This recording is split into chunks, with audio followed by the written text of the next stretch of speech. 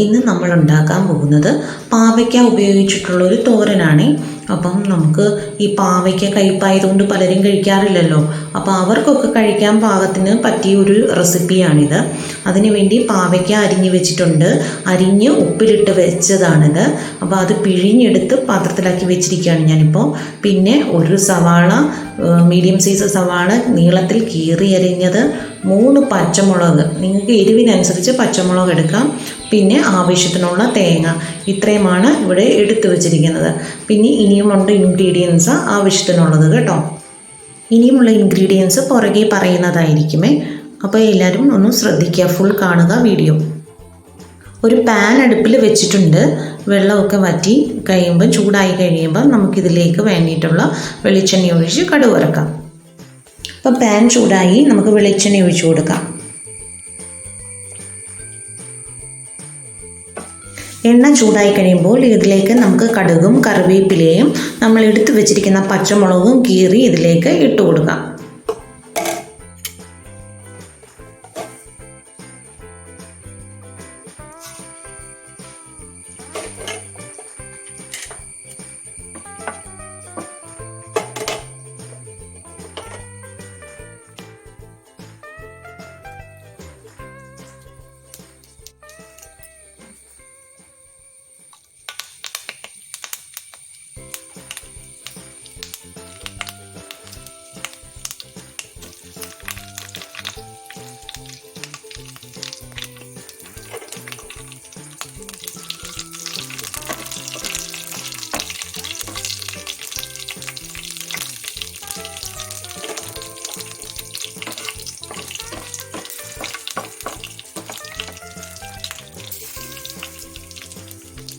കടുകൊക്കെ പൊട്ടി കഴിഞ്ഞ് കഴിയുമ്പോൾ നമുക്കിതിലേക്ക് നമ്മൾ അരിഞ്ഞു വെച്ചിരിക്കുന്ന സവാള അത് ഒന്നിട്ട് വഴറ്റി കൊടുക്കുക.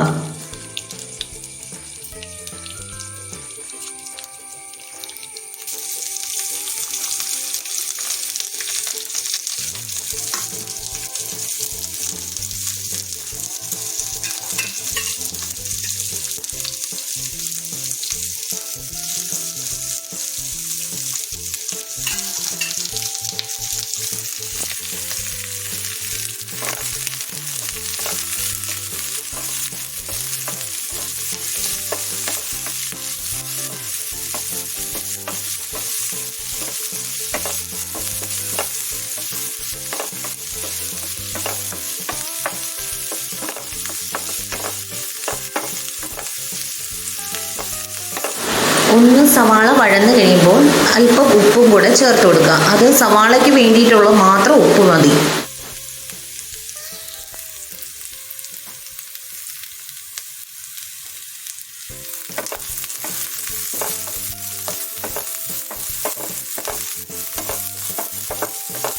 സവാള ആവശ്യത്തിന് വഴന്ന് കഴിയുമ്പോൾ നമ്മൾ പിഴിഞ്ഞു വെച്ചിരിക്കുന്ന പാവയ്ക്കയും കൂടി ഇതിൻ്റെ കൂട്ടത്തിൽ ചേർത്ത് കൊടുക്കുക. പാവയ്ക്കയ്ക്ക് വേണ്ടിയിട്ട് വേറെ ഉപ്പ് ചേർക്കരുത്.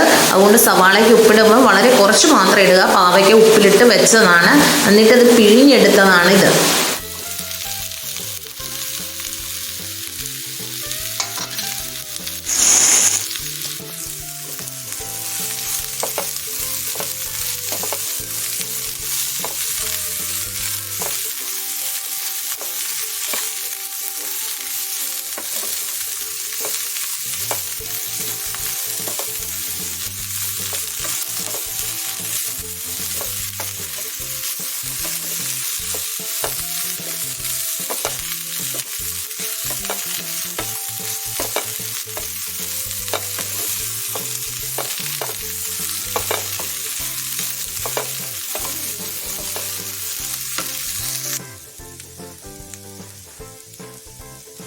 പാവയ്ക്ക നന്നായി വഴറ്റിയെടുക്കുക.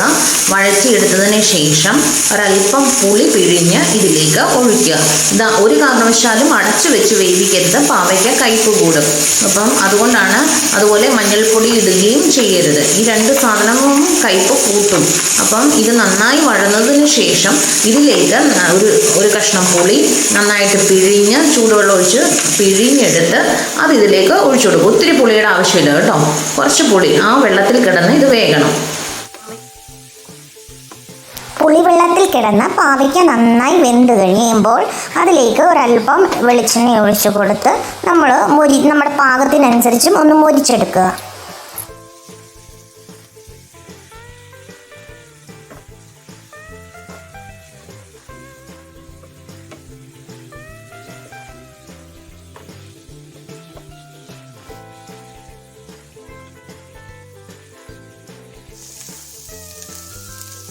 അപ്പോൾ നമ്മുടെ പുളിയൊക്കെ ഒഴിച്ച് നന്നായിട്ട് അത് വെന്തിട്ട് ഒരു ഇച്ചിരി എണ്ണ ഒന്ന് തൂവി കൊടുക്കുക. അതൊന്ന് ഫ്രൈങ് പാനിലിട്ട് നന്നായിട്ടൊന്ന് ആ പുളിയൊക്കെ ഒന്ന് പിടിച്ച് നന്നായിട്ട് ഇന്ന് മൊരിയാൻ പറ്റുമെങ്കിൽ മൊരിച്ചെടുക്കുക.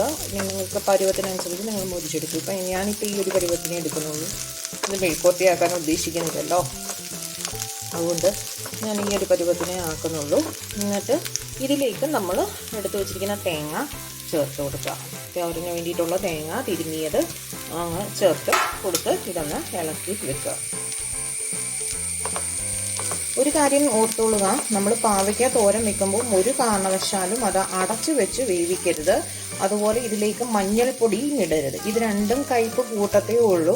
അതുകൊണ്ട് ഒരു കാരണവശാലും അടച്ചു വെച്ച് വേവിക്കരുത്. അത് പ്രത്യേകം ഓർത്തോളുക. ഓക്കെ, അപ്പം ഞാൻ നമ്മുടെ തോരന് വേണ്ടിയിട്ടുള്ള തേങ്ങായും ഇതിലേക്ക് ചിരകിയത് ചേർത്ത് കൊടുത്ത് നന്നായിട്ടൊന്ന് ഇളക്കി വെക്കുന്നുണ്ട്. ഇപ്പം ഇളക്കി ഞാൻ ഇതിലേക്ക് ഒന്ന് യോജിപ്പിച്ചു. അപ്പം ഇതൊന്ന് നന്നായിട്ട് അതിലൊന്ന് പിടിക്കട്ടെ. അപ്പം നമുക്ക് പുളി ഒഴിച്ച് ഇതുപോലെ ഒന്ന് എല്ലാവരും ഒന്ന് വെച്ച് നോക്കണം. നല്ല ടേസ്റ്റാണ്. അപ്പം നമുക്ക് കയ്പ്പ് അറിയത്തില്ല, എന്നാൽ ഒരു ചെറിയ ഊറിയ കയ്പേ ഉണ്ടാവുള്ളൂ. അത് കുട്ടികൾക്കാണെങ്കിലും കഴിക്കും. ഞാനിവിടെ മോനാണെങ്കിലും കൊടുക്കാറുണ്ട്. കാരണം പാവയ്ക്ക ആയതുകൊണ്ട് അവനിഷ്ടം മധുരപ്രിയനാണ്. അപ്പം പുള്ളിക്ക് ഇഷ്ടമല്ല അങ്ങനെ എരിവും ഒന്നും ഒരു പരിധി കൂടുതൽ അവന് നമ്മൾ കഴിക്കുന്ന സാധാരണ എരിവ് പോലും അവന് പറ്റില്ല. അപ്പോൾ ഞാൻ എന്നാലും കൊടുക്കും. എപ്പോഴും മധുരം തന്നെ അങ്ങനെ പ്രൊമോട്ട് ചെയ്യാറില്ല. പിന്നെ ഇതുപോലെ കയ്പാണെങ്കിലും കുഞ്ഞുങ്ങൾക്ക് സ്വാഭാവികമായിട്ടും കുട്ടികൾക്ക് താല്പര്യം ഉണ്ടായില്ല. ചില മുതിർന്നവരും കഴിക്കാറില്ല. അപ്പം ഇതുപോലൊന്ന് പാവയ്ക്ക ഒന്ന് വെച്ച് ഉണ്ടാക്കി കൊടുത്തു നോക്കൂ. എല്ലാവരും കഴിക്കും. വളരെ ടേസ്റ്റിയുമാണ്, നല്ല ഹെൽത്തിയുമാണ്. അപ്പം എല്ലാവരും ഒന്ന് ഇതുപോലെ ഒന്ന് ട്രൈ ചെയ്ത് നോക്കണേ. എന്നിട്ട് നിങ്ങളുടെ അഭിപ്രായങ്ങൾ പറയണം. അതുപോലെ നിങ്ങൾ വീഡിയോസ് കാണുന്നവർ ദയവായിട്ട് നമ്മുടെ ചാനലൊന്ന് സബ്സ്ക്രൈബ് ചെയ്യുക. അതുപോലെ വീഡിയോസൊക്കെ ഒന്ന് കണ്ടതിന് ശേഷം ലൈക്കൊക്കെ കൊടുക്കണേ. അപ്പോൾ അങ്ങനെ ഞങ്ങളെ ഒന്ന് പ്രോത്സാഹിപ്പിക്കുക. വീണ്ടും നിങ്ങളുടെ ഫ്രണ്ട്സിനും ഫാമിലിക്കും ഒക്കെ ഒന്ന് ഷെയർ ചെയ്തും കൂടെ കൊടുക്കുക. അപ്പം താങ്ക് യു എവ്രി വൺ. ഇനി നമുക്ക് പുതിയൊരു റെസിപ്പിയുമായിട്ട് പുറകെ ഞാൻ ഉണ്ടാവും. ഇപ്പം കുറച്ച് ഗ്യാപ്പ് ഇട്ട് വരുന്നതാണ്. അപ്പം ഞാനിങ്ങനെ ഇതിനെക്കുറിച്ച് ഒന്ന് സ്റ്റഡി ചെയ്തും കൂടിയാണ് മുന്നോട്ട് വരുന്നത്. അപ്പം നമുക്ക് ആ ഒരു ഗ്യാപ്പ് ഇടയ്ക്കിടയ്ക്ക് വരുന്നുണ്ട്. അപ്പം അത് നിങ്ങൾ മൈൻഡ് ചെയ്യണ്ട. കാരണം നമ്മൾ പുതിയ റെസിപ്പിയുടെ അന്വേഷണത്തിലും കൂടിയാണ് കേട്ടോ. അപ്പം ഇതുപോലെ എല്ലാവരും ഒന്ന് ഉണ്ടാക്കി ട്രൈ ചെയ്ത് നോക്കണം കേട്ടോ. അപ്പം ഞാൻ വീണ്ടും പുതിയ വീഡിയോയുമായി വരുന്നതായിരിക്കും. എല്ലാവർക്കും നന്ദി, നമസ്കാരം.